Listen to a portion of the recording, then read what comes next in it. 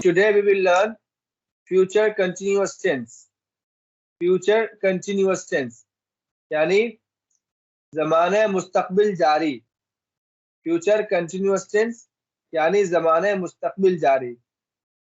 इसका इस्तेमाल कब करते हैं? जब आपको बताना हो कि आइंदा मैं ये काम कर रहा हूँगा. आइंदा मैं ये काम कर रहा हूँगा. मिसाल के तौर पर अगर आप परसों आएंगे तो मैं उस वक्त पढ़ रहा हूँगा. अगर आप परसों सुबह में आएंगे तो मैं उस वक्त पढ़ रहा हूँगा. आइंदा में ये काम, उसको बताने के लिए आप फ्यूचर कंटिन्यूअस टेंस इस्तेमाल करेंगे. इसकी अलामत है रहा हूँगा, रहे होंगे, रही होंगी.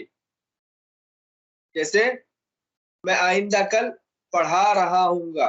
मैं आइंदा कल सुबह में पढ़ा रहा हूँगा. तुम कल सो रहे होगे. वो आइंदा कल अपने घर से आ रहा होगा. तो तुम आ रहे होगे, जा रहे होगे, खा रहे होगे, पी रहे होगे. तो रहा होगा, रहे होगे, रही होगी, ये इसकी अलामत है. इसको बनाने का तरीका बहुत आसान है.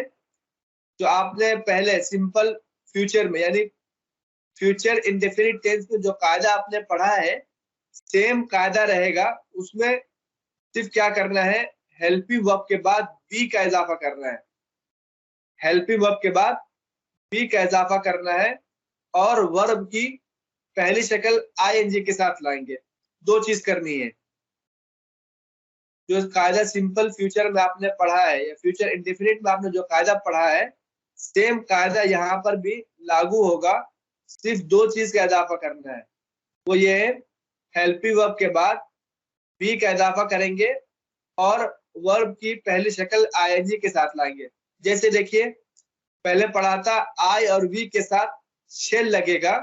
तो यहाँ पर भी शेल के बाद बी का इजाफा करेंगे और फिर वर्ब की पहली शक्ल आईएनजी के साथ लाएंगे. उसके बाद ऑब्जेक्ट आएगा. जैसे मिसाल के तौर पर I shall be speaking English language tomorrow. I shall be speaking English language tomorrow. मैं आइंदा कल इंग्लिश जबान बोल रहा हूँगा. We shall be writing article after 15 days. We shall be writing article after 15 days. 15 दिनों के बाद हम मजमून लिख रहे होंगे. इसी तरह नीचे देखिए, you, they, he, she, it. You, they, he, she, it. इनके साथ will लगेगा. will के बाद be लगाएंगे और फिर उसके बाद वर्ब की पहली शक्ल आईएनजी के साथ, उसके बाद ऑब्जेक्ट. जैसे मिसाल के तौर पर you will be playing cricket tomorrow. आप कल क्रिकेट खेल रहे होगे.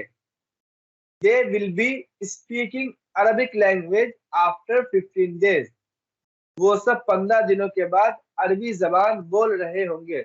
वो सब 15 दिनों के बाद अरबी जबान बोल रहे होंगे.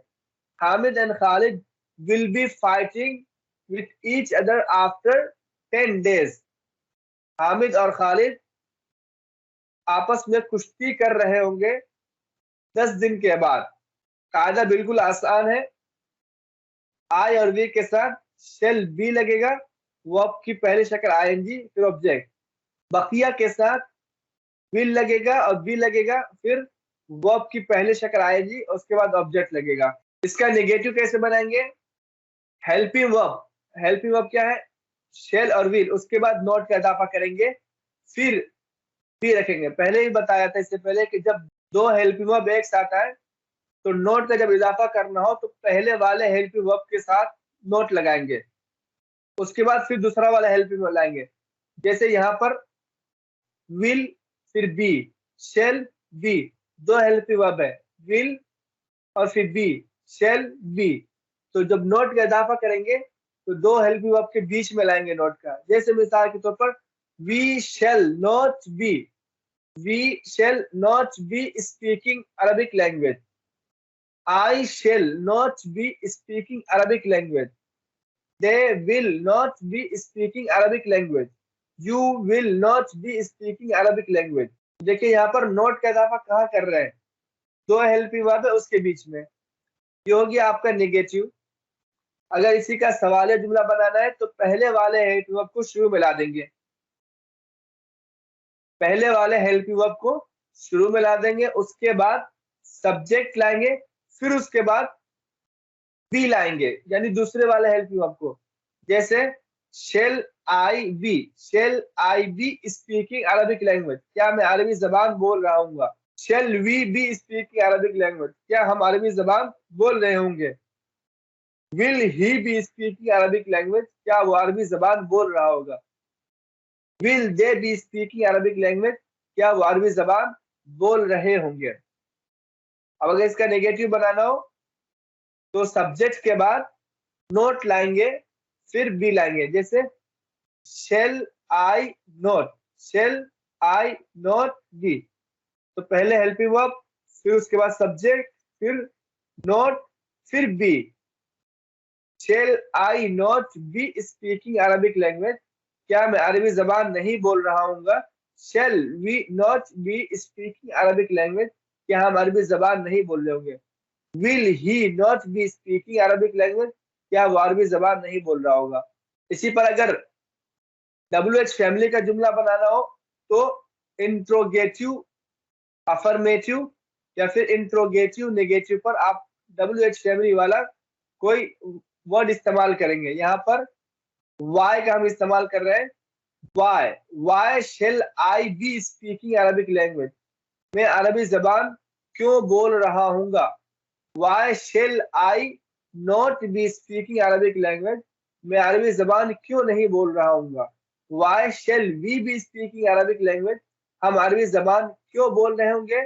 Why shall we not be speaking Arabic language, हम अरबी जबान क्यों नहीं बोल रहे होंगे। Why will Hamid and Khalid be speaking, why will Hamid and Khalid be speaking Arabic language, Hamid and Khalid अरबी जबान क्यों बोल रहे होंगे। Why will Hamid and Khalid not be speaking, why will Hamid and Khalid not be speaking Arabic language, Hamid और खालिद अरबी जबान क्यों नहीं बोल रहे होंगे। और अगर दोनों को मिलाना हो, यानी हेल्पिंग वर्ब और नॉट को मिलाना हो, तो शुरू में ला देंगे। जैसे why won't Hamid and Khalid be speaking Arabic language, Hamid और खालिद अरबी जबान क्यों नहीं बोल रहे होंगे। गर्दान देख लीजिए एक मरतबा। I shall be speaking Arabic language, I shall not be speaking Arabic language, shall I be speaking Arabic language, shall I not be speaking Arabic language, why shall I be speaking Arabic language, why shall I not be speaking Arabic language। I shall be speaking Arabic language, मैं अरबी जबान बोल रहा हूँगा। I shall not be speaking Arabic language, मैं अरबी जबान नहीं बोल रहा हूँ। Shall I be speaking Arabic language, क्या मैं अरबी जबान बोल रहा हूँ। Shall I not be speaking Arabic language, क्या मैं अरबी जबान नहीं बोल रहा हूँ। Why shall I be speaking Arabic language, मैं अरबी जबान क्यों बोल रहा हूँ। Why shall I not be speaking Arabic language, मैं अरबी जबान क्यों नहीं बोल रहा हूँ।